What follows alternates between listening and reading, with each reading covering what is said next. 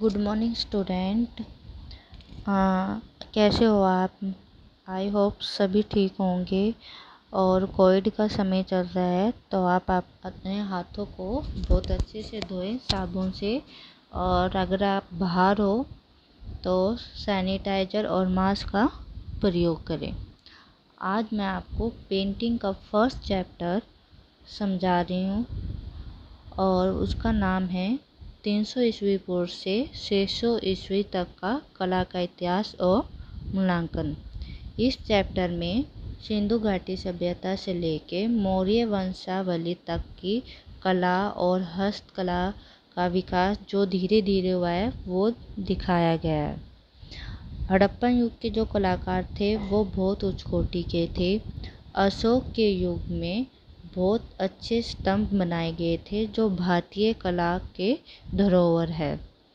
उस समय में सांची का जो स्तूप है वो आज भी देखने योग्य है। भारतीय कला के इतिहास में गुप्त काल को स्वर्ण युग माना जाता है क्योंकि उस समय बहुत अच्छी कला में बहुत अच्छा विकास हुआ था। और जो उसके मुख्य केंद्र थे वो मथुरा, सारनाथ, उज्जैन थे। उस समय पे बहुत सारी दैविक मूर्तियाँ भी बनाई गई।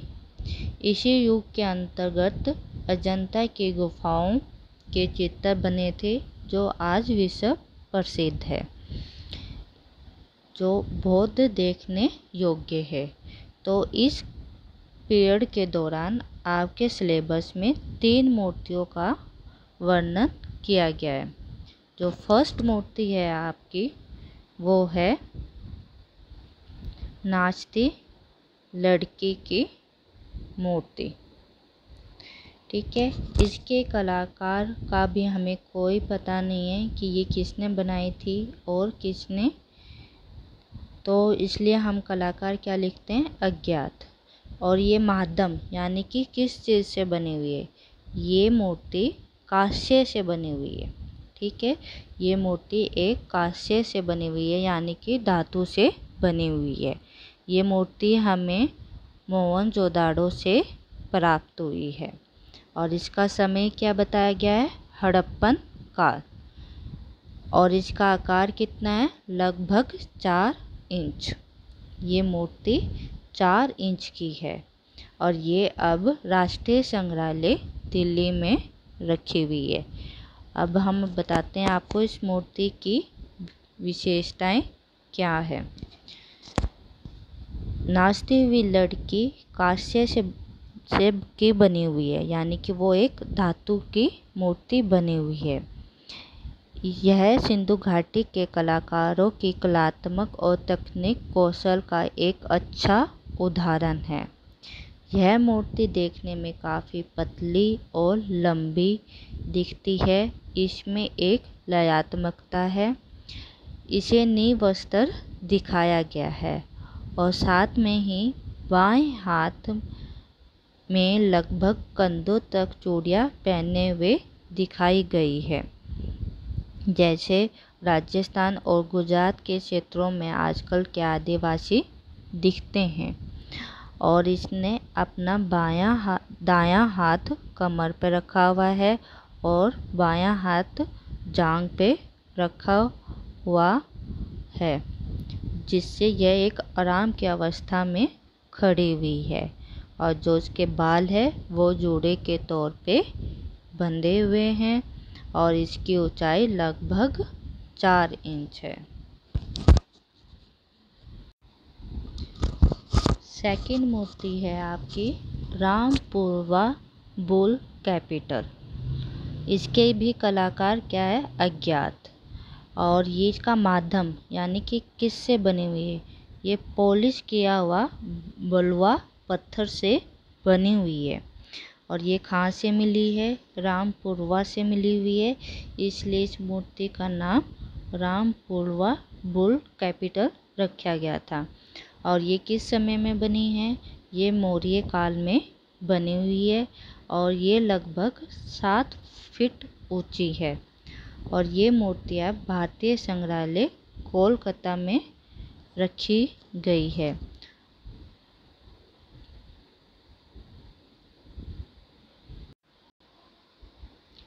अब इस मूर्ति की विशेषताएं स्टार्ट करते हैं। अशोक के काल में जितने भी शीर्ष बने हुए थे उनमें से बैल बुल कैपिटल सबसे प्रसिद्ध मूर्ति मानी जाती है और इसका नाम इसलिए रामपुरवा रखा गया क्योंकि ये रामपुरवा नामक स्थान से मिली थी। इसका आधार एक घंटी के आकार में उल्टा कमल है और इसके शीर्ष पर एक राजकीय बैल है और इसके शीर्ष फलक पर पेड़ और पौधों की आकृतियाँ बनी हुई है।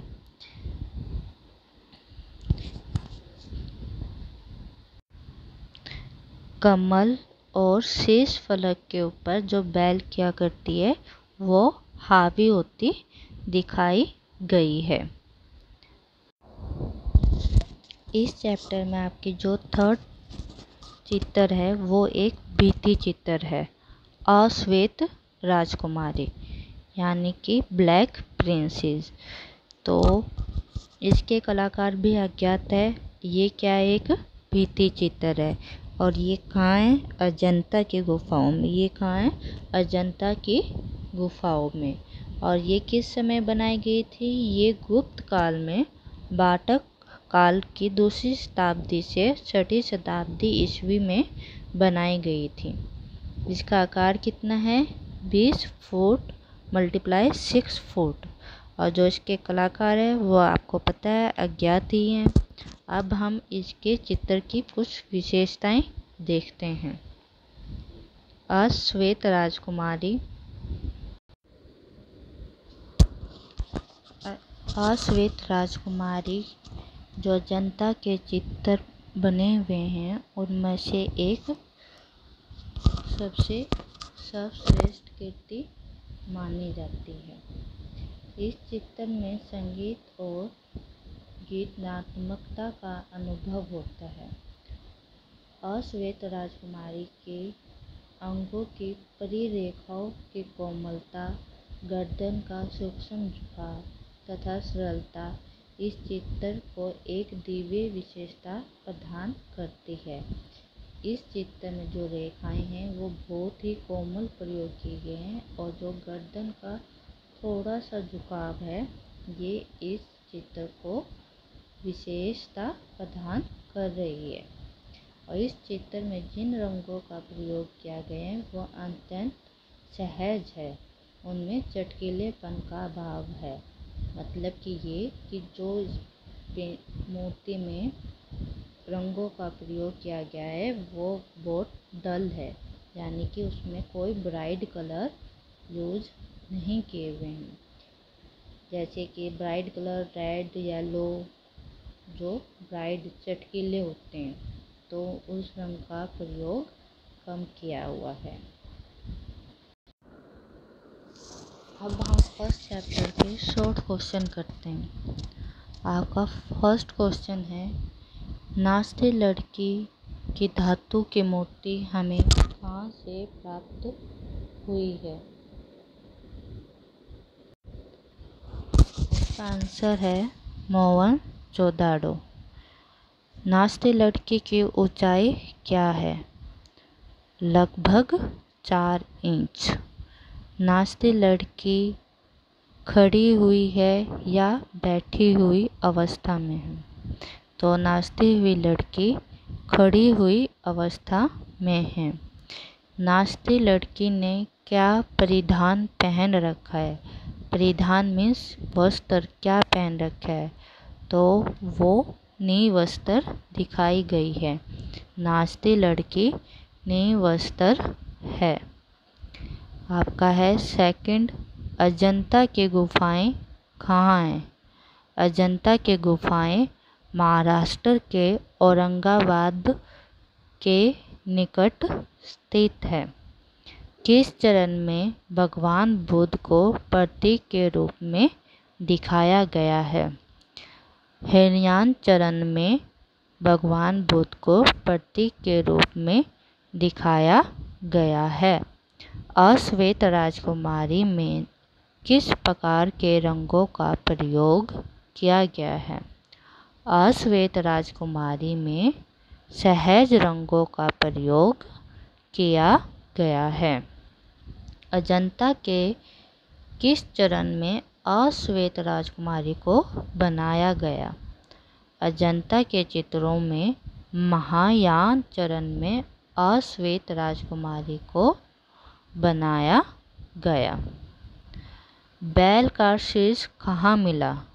बैल का शीश रामपुरवा में मिला। बैल के शीर्ष का आधार कैसा है? बैल के शीर्ष का आधार घंटी की आकृति में उल्टा कमल है। बैल के शीर्ष फलक पर क्या रखा गया है? बैल के शीर्ष फलक पर सिर रखा गया है। बैल का शीर्ष कहाँ है? बैल का शीर्ष भारतीय संग्रहालय कोलकाता में है। बैल के शीर्ष की अति विशेषता क्या है? बैल के शीर्ष की अति विशेषता यह है कि जो मोतियों पर की गई पॉलिश की चमक, मोतियों पर की गई पॉलिश की चमक। आपको ये शॉर्ट क्वेश्चन लर्न करने हैं। इसी के साथ आपको फर्स्ट चैप्टर आपका कंप्लीट होता है।